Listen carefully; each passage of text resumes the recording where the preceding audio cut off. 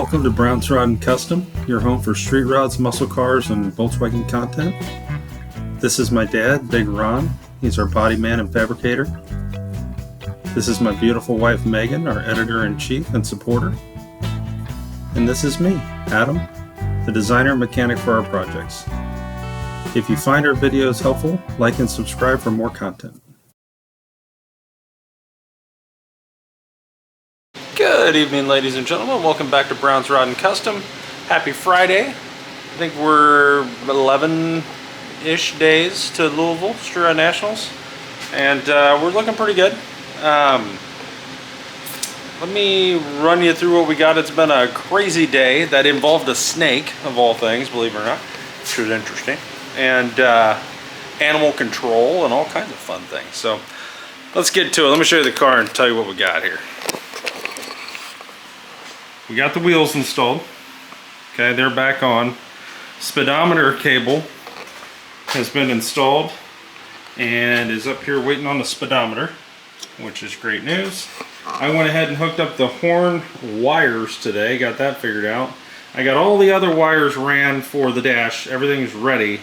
Ran into an issue. I was wiring up my hazard switch button here and one of the terminals broke right off in my hands. And no, I was not being a gorilla with it. So it was a used switch anyway.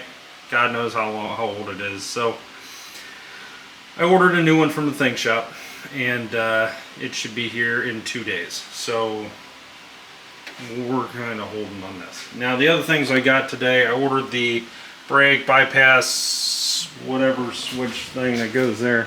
It's this guy, K7 dual brake circuit warning lamp. So anyway, my brake light switch stuff goes to that. I need that, I think, for brakes. I also have, yeah. So anyway, that needs to happen. So that's been ordered. What else did we do besides the snake? Car audio's going in. We'll go over that in a minute. Big Ron has been busy. As you guys, I think, saw in the last video, this fender's ready for primer. This headlight bucket is perfect. There was no need to replace it. Now this fender over here, this headlight bucket was garbage. So Ron went ahead and installed the new headlight bucket, which is great. It's all welded in, back here, so on and so forth. He also, let's see if I can do this without killing him. He also, he's so damn good. This was the rotted out piece right here. He cut this off of our fender and welded it onto this one and ground it down. So now we got a pretty good fender at this point. That's metal repair is pretty much there. He's going to do some hammering and dialing tomorrow, and then start a little bit of mud, and then we'll get this one, get these primed. So that's huge for us. The rear bumper, so you guys know, is pretty much ready. There's one corner that needs a little bit of hammering and dialing. He's going to take care of that tomorrow as well. And then hopefully we can prime all three of these things, and maybe tomorrow night would be ideal. And think about painting that rear bumper and getting it on the car here in the next couple days, and go down that road. What I've been doing, I adjusted the clutch pedal today. So we have a good clutch pedal. All the pedals are good. We have gears that we know of, have an emergency brake, so on and so forth. It should run. We have steering. But the other thing I've been working on tonight, I installed the Think Shop glove box door, which is pretty nice, guys. I mean, this is slick. I still have to put the mat in here and all that kind of stuff, but it, you know, that's locked right there. Can't get in. It's pretty slick. So what I've got is the glove box doors in. I got the cage for the radio in. These are the rear speaker wires. They're going to be kind of going up this way. Kind of like that, and in. Going to be running through this wire loom like that.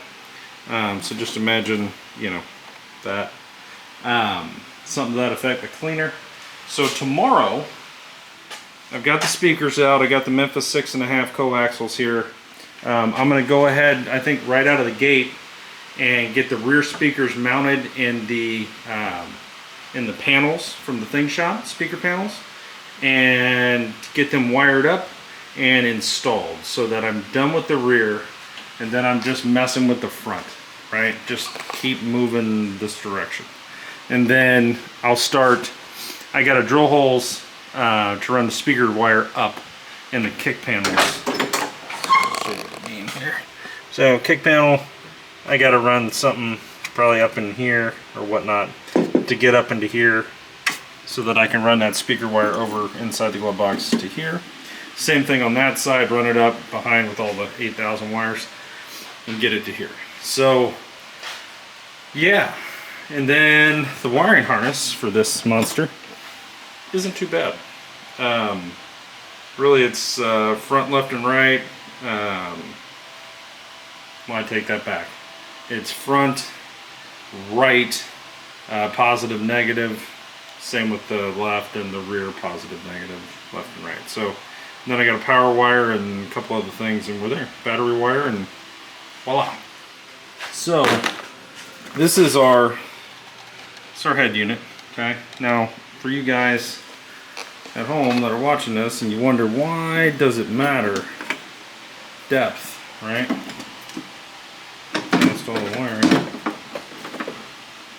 You don't have a lot, right? I mean, that's pushed back all the way. So when this is actually in this, it'll be about there. I'll have probably an inch in the back. So boys, when you're trying, if you buy this and you're trying to do this, the old school radios might be a problem. If this actual case is longer than this, let me measure this for you guys, so you guys know what I'm talking about here. Hold on. You've got roughly 5.5 inches. Okay, from the back. Actually, we'll just go with that. 5 and we'll call it 5 3/4. And in here, you've got, well, let's just do this one. To the opening, 7 inches, roughly. Okay, so not a lot of room there to wiggle. All right, so you just got to be careful. This is Ron's that he bought. It's kind of a modern one. I think it's a little bigger. It is 6.5, almost 7 with the face, but I think he didn't do that. Call it 6 1/4.